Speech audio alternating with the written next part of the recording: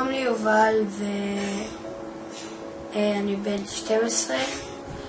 אנחנו מצלמים את הסרטון הזה מכיוון שזהו חודש המודעות לטורט.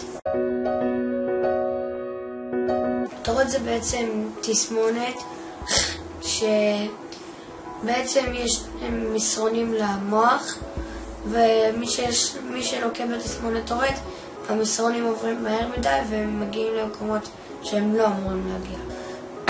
ואז בעצם הגוף עושה פעולות או קולות שהם לא אמורים לקרות.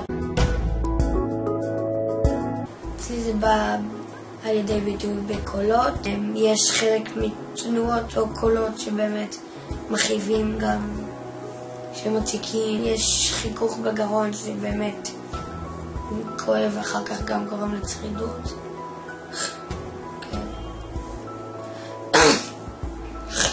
אם היה יום שהייתי בלי טורט עכשיו, היה יותר קל לי לדבר, היה יותר קל לי מבחינה פיזית ונפשית. נגיד ואני באמצע למידה, או נגיד ויש טקסים וצריך להיות באמת בשקט, ופתאום יש טיקים, שיעורים במבחנים. זו תופעה שלא רגילה לאנשים לראות.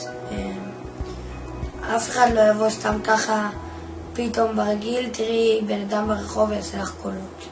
כשבן אדם בסיטואציה שהוא לא מבין מה קורה בה, או שזה מביך אותו להיות בסיטואציה עצמה והוא צוחק, או שהפעולה עצמה מצחיקה אותו.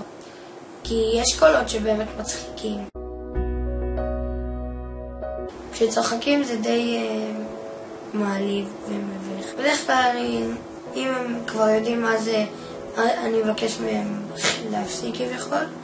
אם הם לא יודעים, אני מסביר להם, ואז מנסה לגרום להם להבין איכשהו. מקסימום אני מתעלם.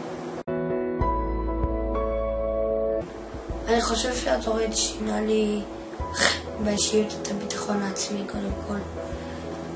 כי כשאנשים באים וצוחקים עליך, ואז אתה בא ופשוט אומר להם מה זה והפסיקו לצחוק עליך, אני לא חושב שלהרבה אנשים יש את האפשרות הזאת בכלל לבוא ולא להתבייש בזה ולא להיחבט על הכלים ופשוט לבוא ולומר את מה שהם חושבים.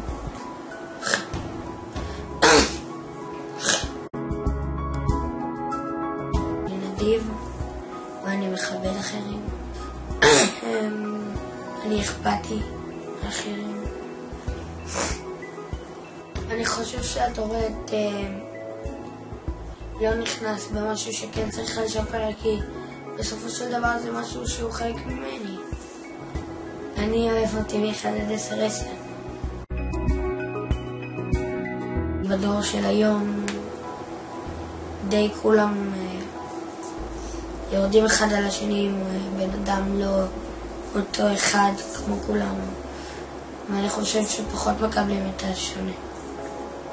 אם היה לי אפשרות באמת לבקש משהו שבאמת היה יכול להתיישם ולהתממש, הייתי מבקש כל החברה וכל האנשים באמת להבין את אלה שיש להם לקויות ולא לצחוק עליהם או לרדת עליהם, כי זה באמת פוגע באיזשהו מובן ובאיזשהו מצב. זה לא עכשיו באתי וצחקתי על מישהו שיש לו לקות והוא יבוא ויצחק איתי. זה כן מעליב. התגובות של הטורט לפעמים אי אפשר לשלוט, אבל התגובות שלכם לזה דווקא כן.